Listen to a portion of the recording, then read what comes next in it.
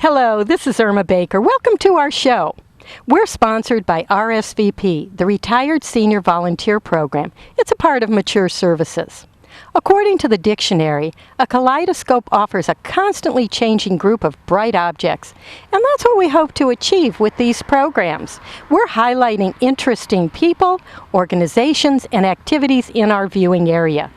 Today, we're coming to you from what was once the western boundary of the U.S. After these messages, we'll be right back to meet our guest. RSVP of Summit County has been making a difference in our community since 1972.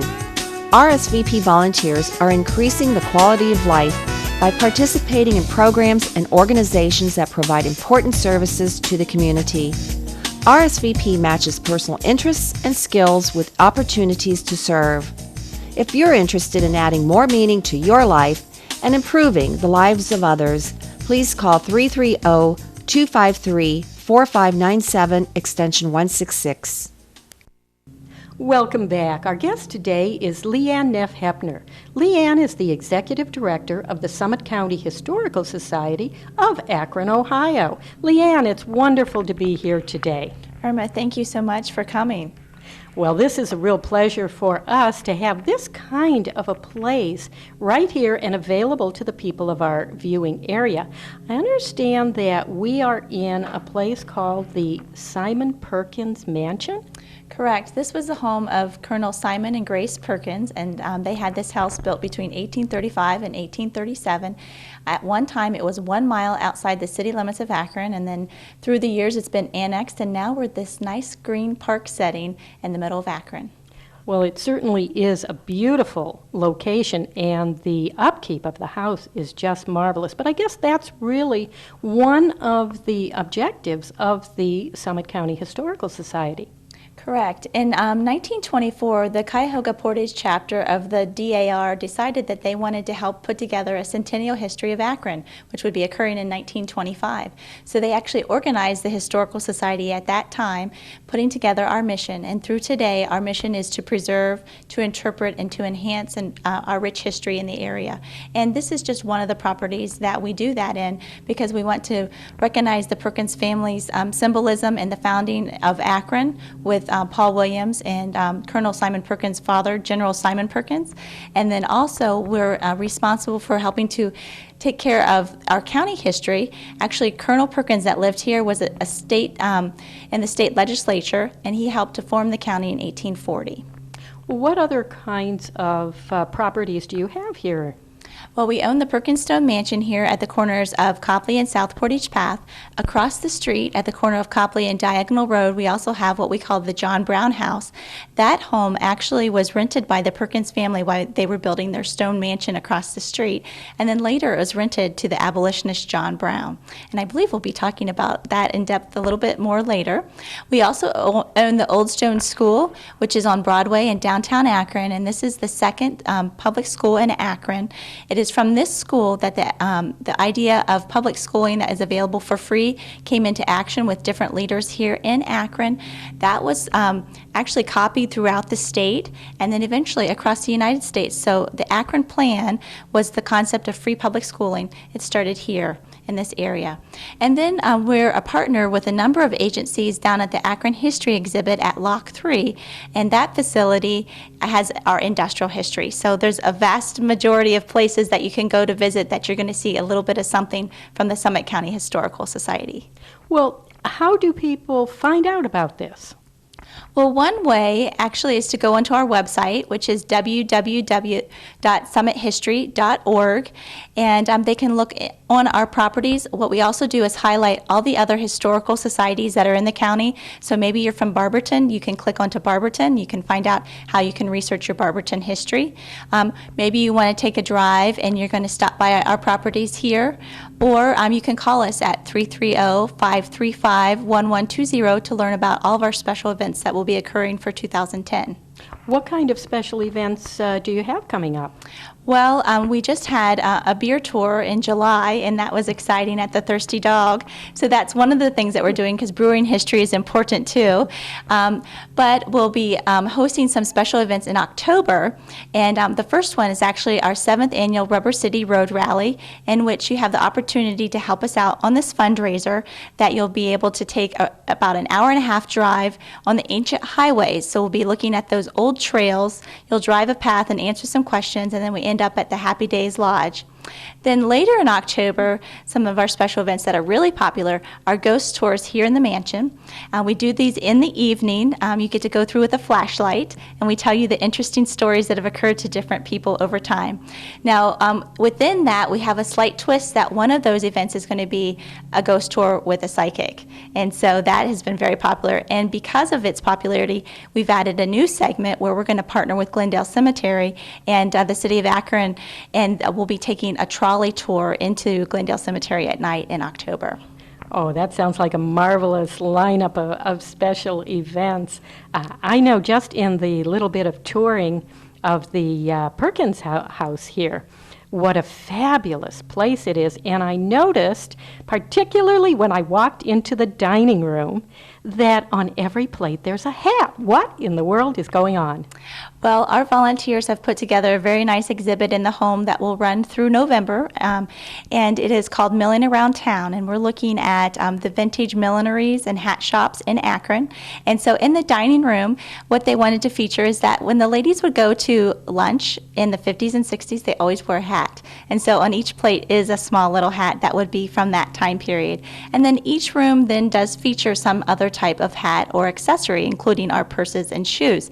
So here in the parlor, we have beside us an 1880s lady with a bustle, and then the hats in the room feature the time frame from the late Victorian up to the 1920s.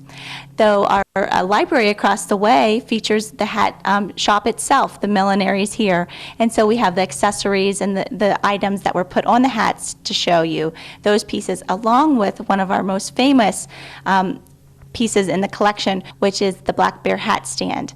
This is a hand-carved piece that actually used to be at the Black Bear hat store on Howard Street, and at one time was owned by one of the Perkins sons. What about upstairs? I saw some wonderful hat displays upstairs.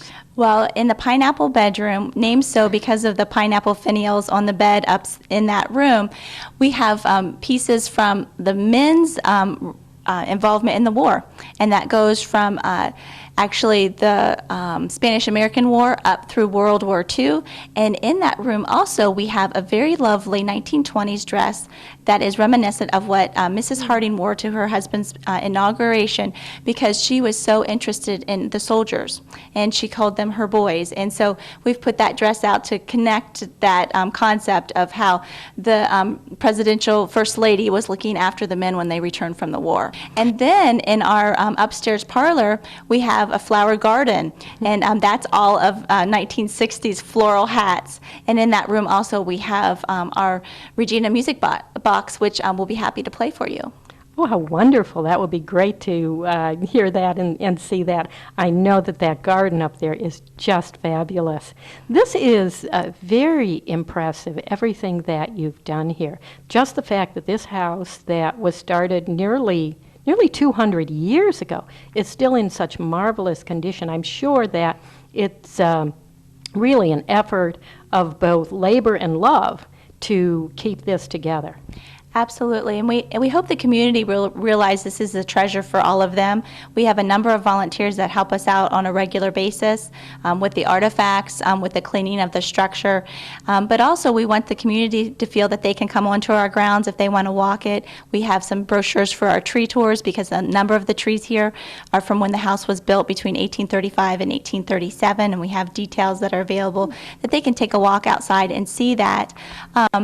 But I wanted to let you know that this really did become a community effort in the 1940s. The Perkins family actually donated the John Brown House to us in 1942, and the Historical Society decided that they would have discussions with Perkins family members to acquire what we call today the Perkins Stone Mansion. And so with the community's support, they were able to purchase this property in 1945, and it's been our headquarters ever since. Well, let's talk a little bit about Simon Perkins. Just how did he make all the money to build a fabulous structure like this? Well, he had a wealthy father. Oh, that helps. His father, General Simon Perkins, was the co-founder of Akron with Paul Williams in 1825. And General Perkins actually was a surveyor. He'd worked with Moses Cleveland and surveying the early areas of northeast Ohio. He moved to Warren, and from that location, he had a bank and a land office, and he did fairly well. At one time, it was said he owned 1/7 the state of Ohio. And so from the sales of his land, which also included giving land to the state of Ohio to convince them to bring a canal through Akron, which we know as the Ohio and Erie Canal, then he did fairly well. And he actually had each of his children build a house. And so 10 years after the founding of Akron, he decided there needed to be an agent in the area for him. And so he had his son, Colonel Simon Perkins, come here and had this house built. Was Simon Perkins the younger, I guess, and the son, Simon Perkins, was he actually, did he want to come here? You know, that's a good question. I'm not really sure about it, but one way that we might say yes is that this was a working farm, and so he had cattle and sheep and horses, and actually the sheep is how he became involved with the abolitionist John Brown. And he also had a large garden. And even though he was an agent for his father, collecting monies for different things about land, he always considered himself a farmer. And he was a president of the Summit County Agricultural Society. He was also the president of the Akron Royal Cemetery, which we know today is Glendale Cemetery. So he considered himself a country man, and so I believe that this probably worked out for him very well. Well, that would explain then why he was a mile outside what was Akron at that time. Correct. He wanted to look down into the city, and then that way he also had room for his animals that he had here on the property. What other buildings are on the property? Well, today we still have the wash house, which was built in 1890. That helped simplify getting water out of the well, and we still have the original well structure. But they put a windmill on top of the wash house, and so that way they could draw the water up a lot easier. We have a reproduced carriage house, which is up in the parking lot. The original carriage house unfortunately burned down. We also have the old woodshed, and that's where our offices are located today. And then probably what's most significantly remembered when people go by our property are the stone walls. And we're still doing research on those walls. It's a dry masonry, so each block is laid mathematically in its location, and that has withstood over 150 years. Well, the wall is what I see every time I drive by. And we started our show today with a shot outside the wall because it fascinates me that this was the western boundary of the United States way back in 1786. It really is amazing, actually, the location for the home. And again, I can't say if it was strategically planned or not, but this is a very important corner of Akron and Summit County, that not only did we have the Portage Path that ran through here, which was our boundary, but it was also the stagecoach route. And so right through this area, then there was a lot of communication and information being passed. And we do have stories and letters that share that the Native Americans actually would still continue to walk on that path, and supposedly they would stay here in the Perkins Mansion in the back kitchen. Oh, so they were on good terms with the local natives. When they would pass through, supposedly what would happen is that the back kitchen itself was separate from the rest of the home. Doorways between the home and the kitchen were not put in until centralized heating was available. And so that they could walk into that back kitchen, there was a table that came down from the ceiling. They would eat, and then the table would be pulled up, and they would lay there by the fire. And then the next morning they would get up and continue with their journey. Oh, what a wonderful story. We don't think that much about what it was like when the early settlers were here living really in proximity with the Native Americans who had been here for centuries.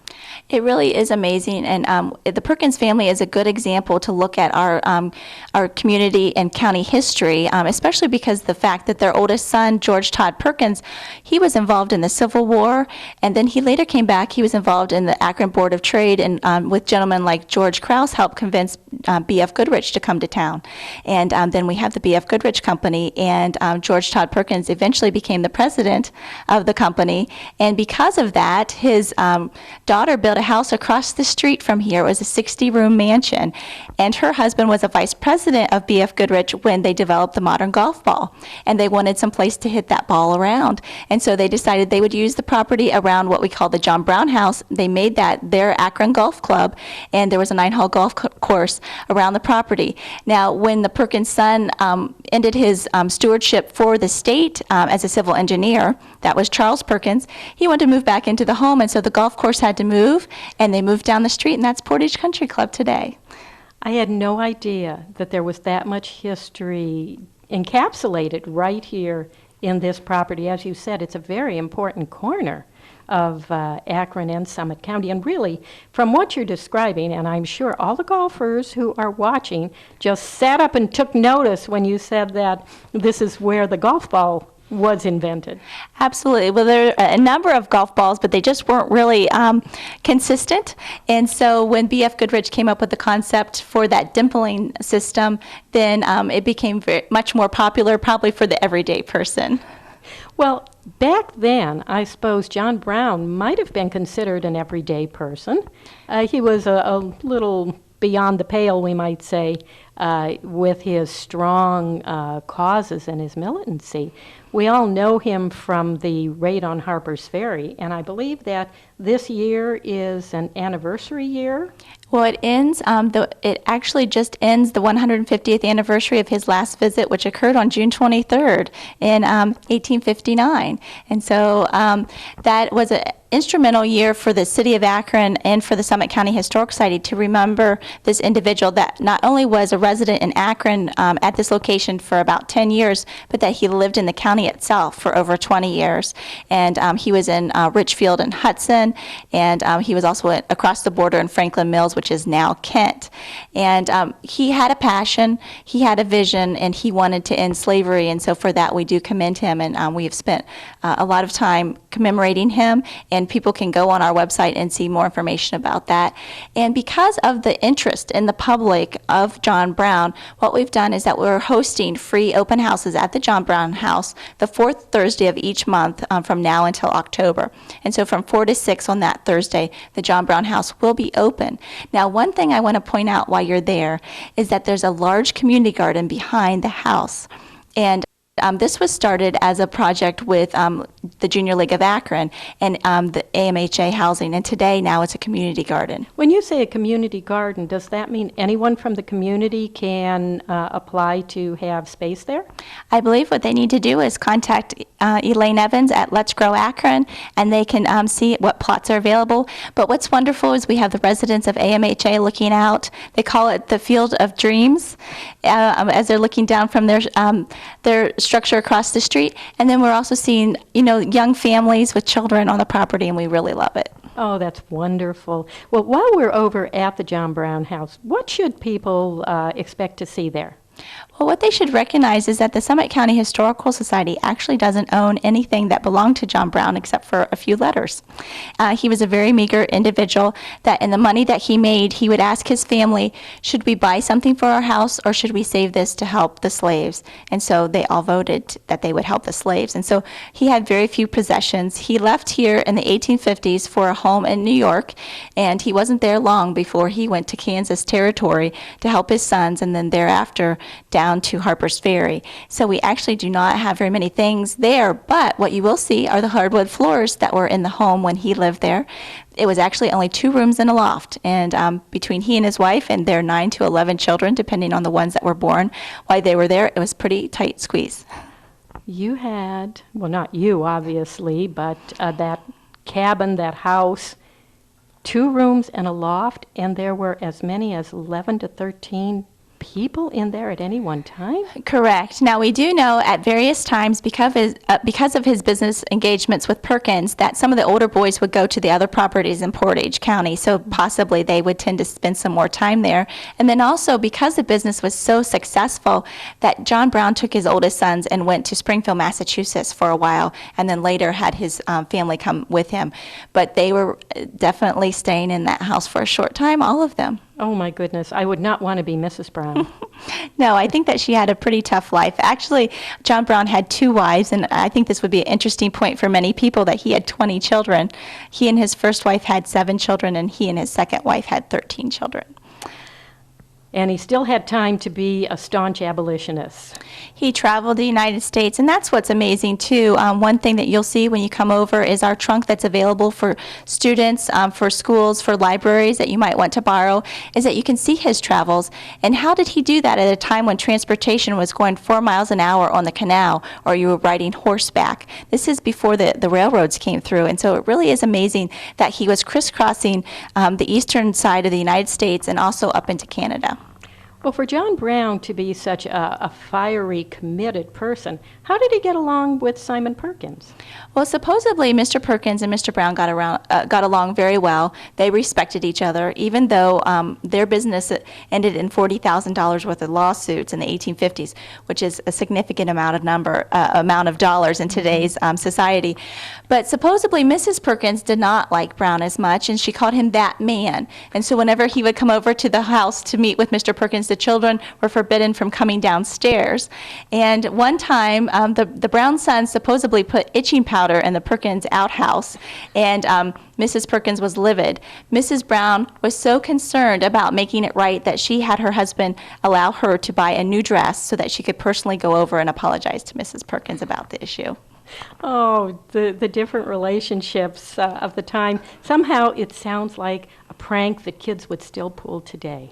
I agree, and I think that's interesting because what we try to do is connect the past to the future and to the present in general, and that we hope that you'll see that we're not really that different. No, it seems that human nature is the same, and that's one thing that an organization like yours, the Summit County Historical Society, it's what you help preserve. It's what you help, educate us. That's what we're trying to do, and we're trying to gather supporters and volunteers, because what we want to do is tell the stories of the people of Akron and Summit County. And under our board leadership with President Rich Comstock, we're doing that. We're going out to the community. We're visiting their restaurants. We have volunteers that are researching their history, and we hope that more people will join us in these endeavors. How can people get involved? Well, there are a variety of different ways. One of the ways is to say that you want to be a tour guide. We have a number of people that would like to come through the house. We have tours by appointment only on Wednesday, Thursday, and Friday at 1 o'clock and 3 o'clock, and then we have special events that we need people to assist us with.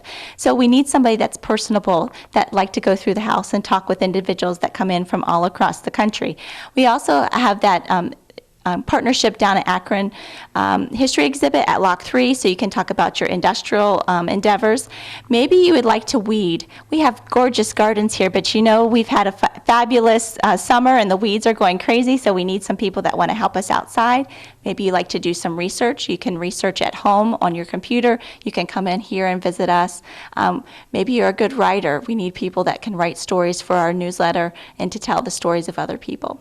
Well, you have so much going on. It's wonderful that you have such a variety of opportunities for people to get involved. It seems like there's something for everyone. I think a lot of times people are hesitant about volunteering because they think, oh my gosh, I don't know enough. There's nothing for me to do. I don't have any special skills. But from what you're saying, there's something for everybody. I really believe that there is, and we've had the opportunity to recently hire a volunteer coordinator, and so we feel that's going to help us out tremendously, so that when people contact us, then we can try to connect them with something that interests them and get them started.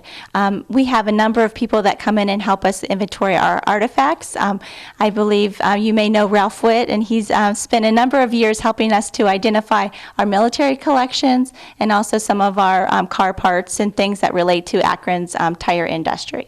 Well, that's how we heard about you, really, is because Ralph is one of our crew members, one of our very valuable crew members, and he said, you know, we really need to do a show at the Summit County Historical Society, and thanks to Ralph, we contacted you, and we're pleased to be here with you today.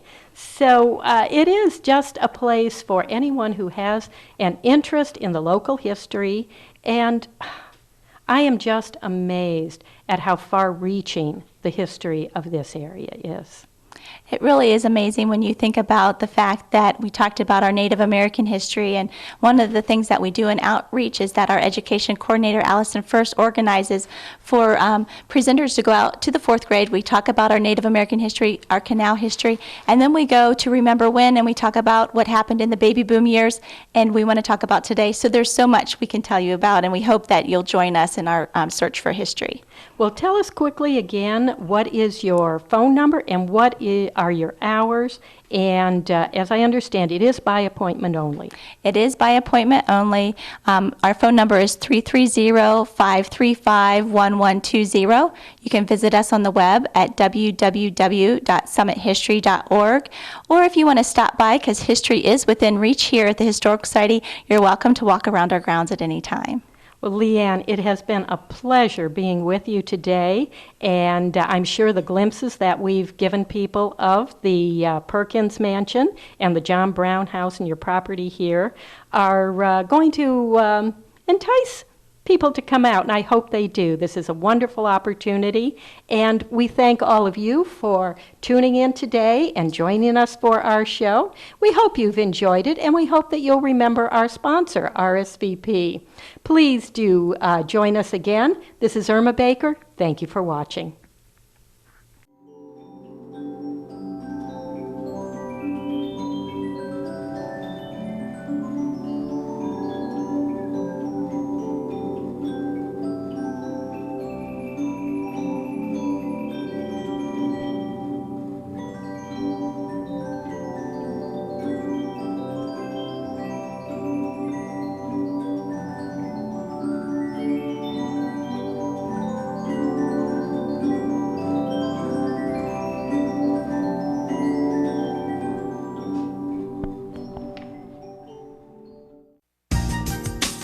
Since 1971, RSVP has been matching volunteers' talents to community needs.